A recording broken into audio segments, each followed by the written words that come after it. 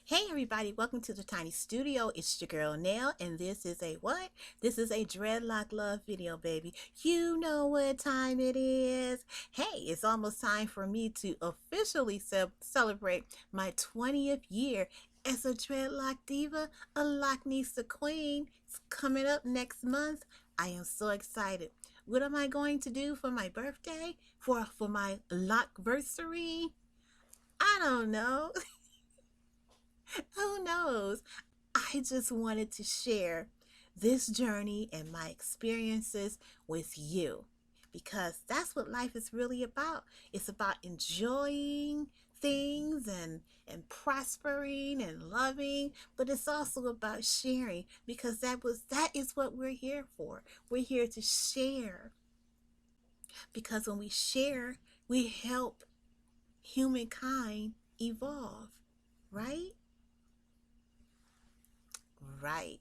So, this is a video about Congo locks. What are Congo locks? Sounds exotic, right? Yes, it does. It sounds strong. But what are Congo locks? Well, my definition of Congo locks are when two or more locks meet each other, they become attracted to one another, and they decide to become one unit. So that's what they do. And it's the end. That's the Congo lot. Now you may be saying to yourself, girl, what's a Congo lock for real? Well, a Congo lock is what I just said. What happens is that two or three locks come together, and the way our or your hair pattern may be, my hair pattern is wavy and it easily tangles, which is a good thing. So as my hair grows, it tangles and grows together.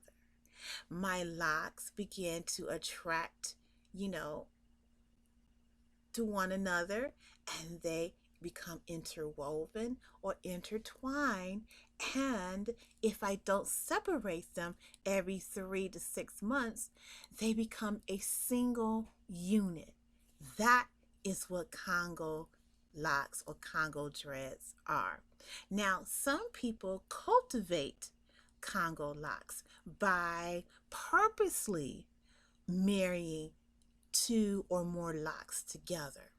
And sometimes, if you marry maybe five or more locks, then it becomes this thick, thick lock, which many call trunks, like elephant trunks, because they are so long and they're so thick and powerful and strong.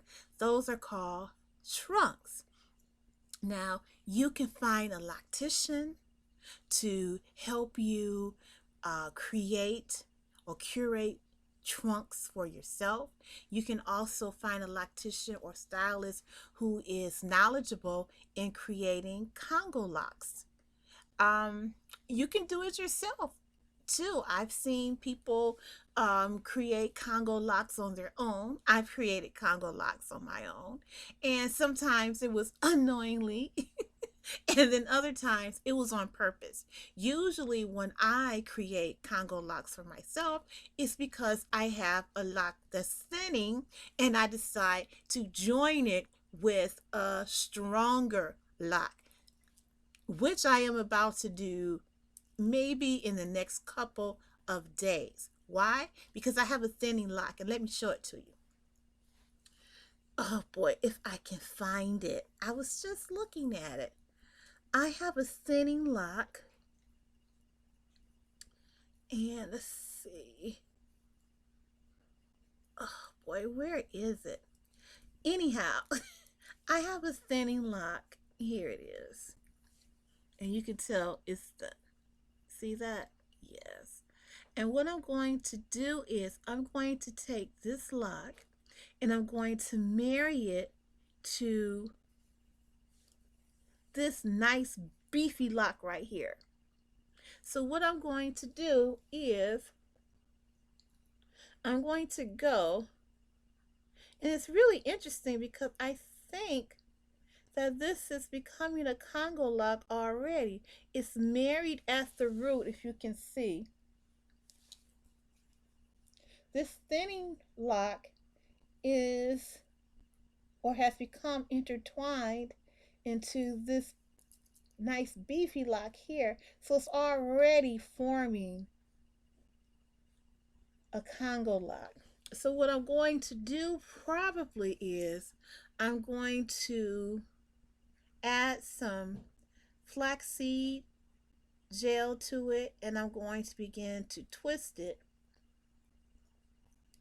and I'm going to help the process along by using some of the buds on my locks and begin to twist them onto each other, and then I'm going to help the Congo process, or the interlocking or interweaving process. I'm going to help it along. But that's usually how, for me, Congo locks happen. It's not something that I do on purpose. It's just something that, um, well, sometimes it does happen on purpose because it's a natural occurrence. And that's why when you see me talk about washing my locks and then separating them, that's the reason why I separate them, because I don't want to grow Congo locks organically. If I choose to, or if it's a necessity to grow or to create a Congo lock, then that's what I will do. But at this point, no, I'm not interested in, just having a whole set of Congo locks. I kind of like this. I kind of like the way I have things going right now because I can do many different things with my locks. Um, you know, I can create many different hairstyles with my locks as individual locks right now. And that's what I've been doing for the past what? For the past 20 years. But like I said, there have been occurrences where I had to create Congo locks because of a thinning lock. And I used to do it. Well, I really found myself in a situation where I had to create multiple Congo locks when my hair was damaged. And it was damaged because I had I had I dyed my hair. I dyed my hair blonde several times, and it really damaged my locks, and so I had a lot of thinning locks. And so what I had to do was I had to create Congo locks, which is what I said, marrying a weak lock to a stronger lock. And I didn't know that there was a name for this. It was just something that I was doing because I didn't have, um, I didn't have YouTube. YouTube wasn't around. Social media wasn't around when I was, in the thick of locking my hair. So I had to learn things by trial and error. So someone had told me when my locks were weak and damaged from all that hard chemical processing I was doing to, you know, lift the melanin from my locks in order to obtain these blonde locks. Someone suggested that I get some, hair from the beauty salon and I wrap my locks. So I tried that. That was a bad idea. That was a really bad idea because when you're wrapping your locks with human hair or synthetic hair, and you're wrapping it at the point of where it is thinning, what happens is that you cause greater thinning and you cause breakage. And not only do you cause more damage to the thinning lock where the thinning is actually taking place at, but then you also begin to cause thinning at your scalp or at the root of the existing lock. So, you know, you learn, you live and you learn. And it was something else I was doing as well. Oh, I was tying my locks into knots at the point of where the thinning occurred, which was not a good idea for me because that caused still more damage to the place where my lock was thinning, and then it also caused damage to the root of my lock.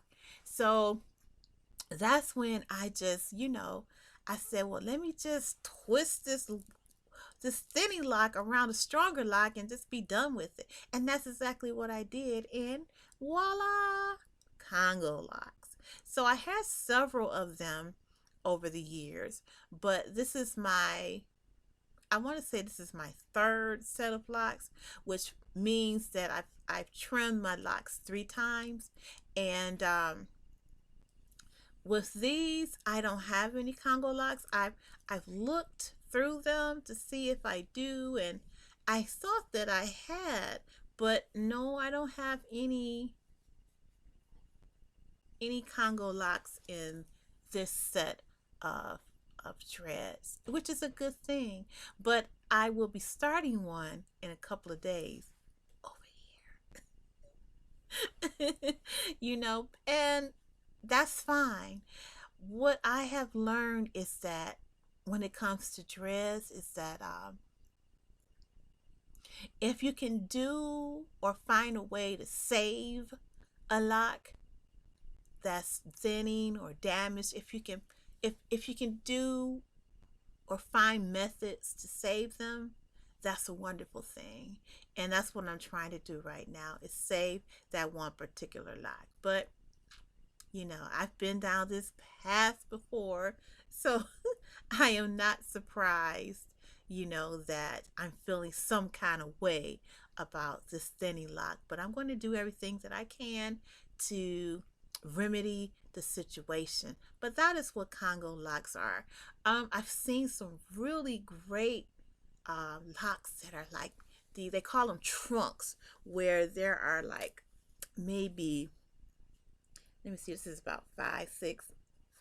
This is about 10, 10 locks. And what they do is they bring all the locks together, and, they're using some type of tool that they like to call a crochet hook, which is not a crochet hook. I'm a crocheter. That's not a crochet hook. But they use this locking tool to create just these beautiful, magnificent, trunks of locks. And they are just so, they're just so beautiful. I love the way they look. They look so heavy though, but I love the way they look. Just magnificent. Just very, very regal. You know what I'm saying? So, that is the end of this video. That is what I came on here to define what Congo locks are. And as I said, you can grow them organically because, if you are African American, then your hair is it naturally does what it does, which is tangles and curls onto itself and locks or dreads. So if you are a free former and you just let your hair do what it does, then you are going to grow organically a natural set of locks with Congo locks featured primarily on your head. So there it is. But if you find that that is happening and that's not what you want or desire, then what you should do is you should wet your locks and then gently separate them. But you have to do so at the right time, because if you wait too long to separate your locks or separate a Congo lock, well, basically you're just going to damage the entire lock. So if you don't want Congo locks, you have to be very vigilant like myself and separate your locks. And I separate my locks every 3 to 6 months. Sooner than 6 months if necessary, but somewhere in there, 3 to 6 months, I go in, I wash my hair, and I separate my locks. And that might be what you have to do if you notice that your locks are growing together, and that's not something that you want. So anyhow, thank you for hanging out with me in the tiny studio. If you have any questions about this video, please drop down in the comments section, and we can talk about it and discuss it, and perhaps in another video I will address your question. How about that? If you haven't already subscribed to the channel, please do so. And thank you so much for hanging out with me. If you enjoyed this video, press the like button because that helps the algorithm here on YouTube. Thank you for hanging out with me in the tiny studio. I'll check you out, or you'll see me again in another video here in Simply Nails Tiny Studio. Have a great day.